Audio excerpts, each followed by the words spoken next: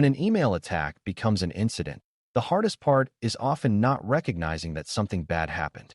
The hardest part is keeping your response disciplined when there are many moving parts, many worried people, and many opportunities to make the situation worse through rushed action.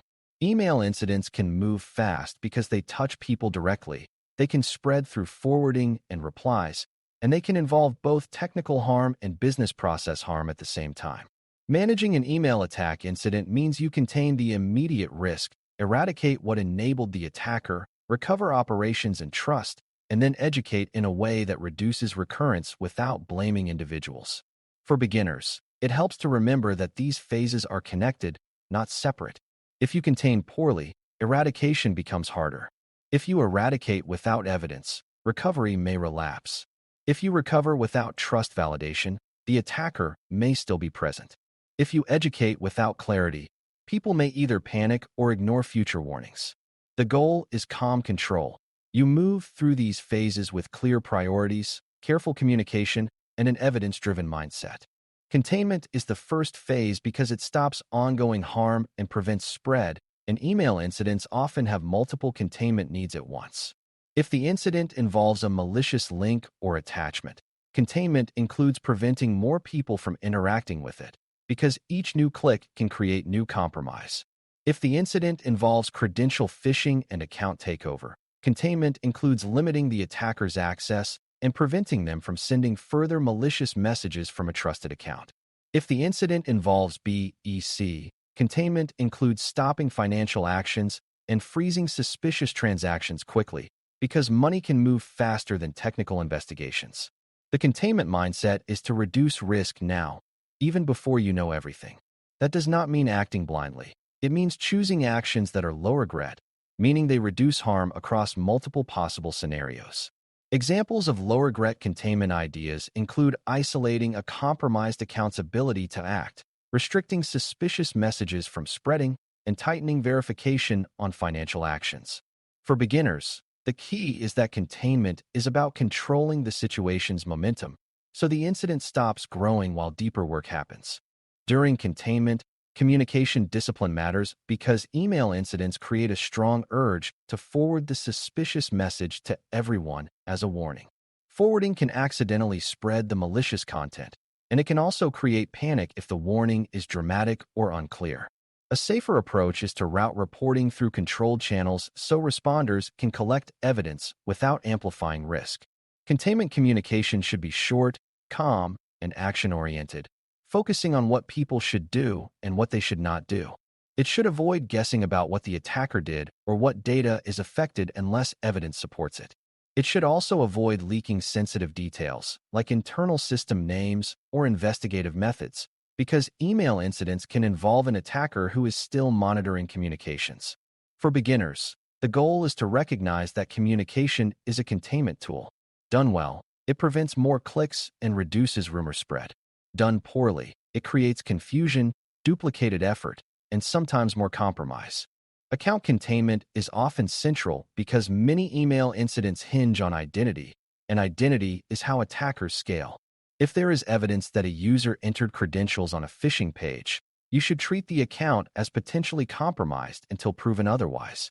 Containment actions can include disabling the account temporarily, forcing a credential reset, and invalidating sessions so the attacker cannot keep using an existing login. A common beginner mistake is to change a password and assume the attacker is gone. But if the attacker has an active session or has created persistence mechanisms, they may remain. Another risk is that the attacker may have access to multiple accounts, either because the phishing campaign hit many people or because the attacker used the first account to target others internally. Containment therefore often includes scoping which accounts receive the message, which accounts interacted with it, and which accounts show suspicious behavior. The key principle is to cut off the attacker's ability to act through identity, because that reduces spread and reduces business process abuse. Message containment is also important because malicious messages can remain in inboxes and can continue to cause harm as people encounter them later. Containment includes identifying the malicious message characteristics and removing or quarantining those messages across mailboxes where possible. It also includes blocking the sender patterns and domains associated with the attack to prevent repeats. If the incident is BEC, containment includes stopping message threads where payment instructions were altered and alerting relevant teams to verify any recent changes. In the case of malware delivery, containment includes preventing download and execution pathways as much as possible and identifying any devices where execution may have occurred. For beginners, it helps to see that email incidents have both content containment and identity containment. Content containment prevents the trigger from firing again, and identity containment prevents the attacker from leveraging trust relationships. Both are needed for many incidents, and prioritizing them correctly reduces harm fast. Once containment is underway, eradication is the phase where you remove what enabled the attacker and reduce the chance that the same foothold remains. In credential-driven email incidents, eradication includes removing unauthorized access paths, such as compromised credentials, unauthorized mailbox rules, and any delegated access that the attacker created. Mailbox rules are a common persistence technique because they can hide evidence by routing certain messages away from the victim, such as messages about password resets or bank notifications. Eradication also includes reviewing account settings for changes that could allow the attacker to return and ensuring that recovery paths, like password reset methods, are not compromised. In malware-related email incidents, eradication includes removing malicious files or persistence mechanisms from affected devices and ensuring that the malware did not establish secondary access paths. The key is that eradication is evidence-driven, meaning you confirm what was changed and remove those changes, rather than guessing and hoping. For beginners, it is useful to remember that eradication is not only removing the first visible problem. It is removing what the attacker used to stay, hide, or spread. Eradication also includes addressing the process vulnerability that made the attack effective, especially in BEC incidents. If the attack succeeded because payment changes could be made based on email alone, then the vulnerability is partly the verification process, not just the email account. Eradication in this context can include tightening verification steps, requiring out-of-band confirmation for payment changes, and reinforcing approval workflows for urgent requests. These actions remove the attacker's ability to exploit the same weakness again immediately, even if they send another convincing message. This is a crucial lesson for beginners. Some eradication is technical and some is procedural, but both are real. If you only fix the technical side and ignore the process side, the attacker can pivot to a different impersonation attempt and still succeed. Evidence from the incident should guide which process weaknesses are urgent. For example, if the attacker used authority pressure to bypass approvals, then approvals need to be strengthened and clarified. Eradication is about removing the conditions that made the attack work. Recovery is the phase where you restore normal operations and rebuild trust, and email incidents require careful trust validation because communication is central to business. Recovery includes confirming that affected accounts are clean, that access is controlled, and that mailbox configurations are restored to a known good state. It also includes confirming that malicious messages are removed or quarantined, and that filters and protections are updated to reduce recurrence. In a malware incident, recovery includes confirming that affected systems are stable, that data is intact, and that monitoring is heightened to detect relapse. In a BEC incident, recovery includes validating financial outcomes, such as whether any funds moved, whether transactions can be reversed, and whether business partners were affected. Recovery also includes restoring confidence in communications, which may require temporarily changing how people verify messages or approve sensitive actions. For beginners, the key is that recovery is not simply returning to normal. It is returning to a safer normal with increased assurance that the attacker no longer controls any part of the email trust chain. Education is the final phase, but it should not be treated as a scolding lecture or a generic reminder to be careful. Effective education after an email incident is specific, practical, and tied to what happened, while still protecting individuals from public blame. People learn best when they understand the attacker's technique, the decision points where the chain could have been broken, and the safe behaviors that matter most. Education should also reinforce the organization's verification habits, such as confirming payment changes through trusted channels, reporting suspicious messages through a controlled process, and resisting urgency and secrecy pressure. Another important part is teaching people what to do immediately if they realize they clicked a link or entered credentials, because fast reporting can dramatically reduce damage. Education should include a clear message that reporting quickly is valued, because fear of embarrassment is one of the biggest barriers to early detection.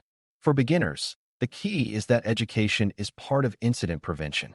It strengthens the human layer of defense and reduces the chance that the same technique will succeed again. To manage the incident well, you also need to think about scoping throughout all phases, because email incidents can be larger than the first report suggests. Scoping includes identifying who received the message, who interacted with it, what accounts show suspicious behavior, and whether the attacker used the compromised account to reach others. Scoping also includes identifying which business processes might have been manipulated, such as vendor payments or access approvals.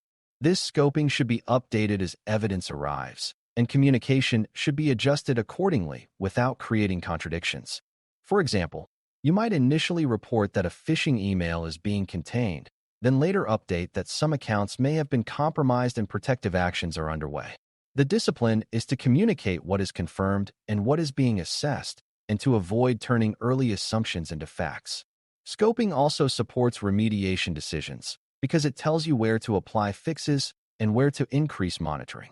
For beginners, scoping is a continuous activity, not a one-time step. It keeps the response aligned with reality as the incident evolves. Another essential part of managing email incidents is documentation and reporting, because email attacks often trigger questions from leadership and can have compliance implications.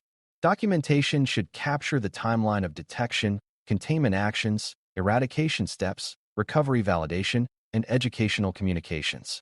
It should also capture key decisions, like whether accounts were disabled, whether financial actions were frozen, and whether external partners were notified.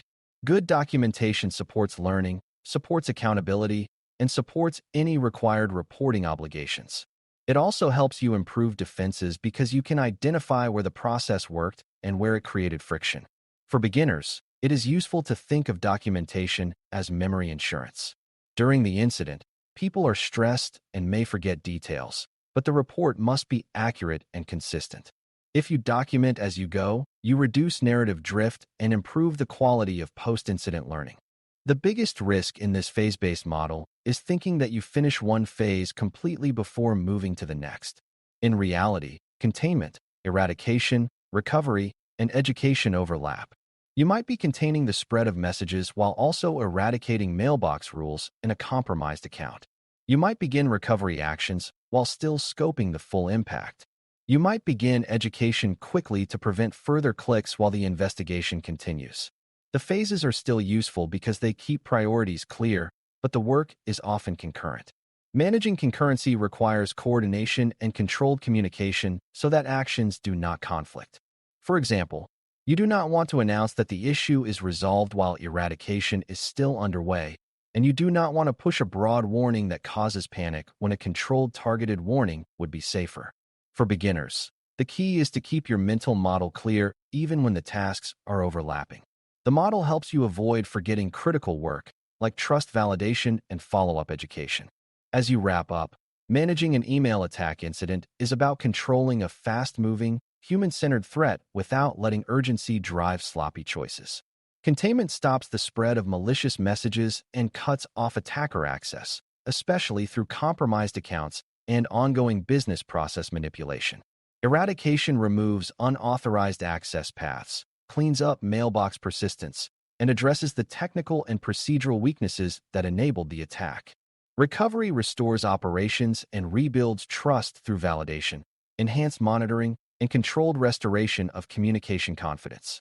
Education turns the incident into prevention by teaching specific behaviors, reinforcing verification habits, and encouraging fast reporting without blame. Throughout all phases, scoping and communication discipline keep the response aligned with evidence and keep stakeholders informed without leaking sensitive details. When you manage email incidents this way, you reduce immediate harm and you reduce recurrence risk, which is the real measure of success. The attacker used email because it is familiar and fast, but a disciplined response can be familiar and fast too, in a safer way that protects people protects operations, and strengthens the organization for the next attempt. Thanks for listening. For more audio courses, daily newsletters, and more, please visit baremetalcyber.com.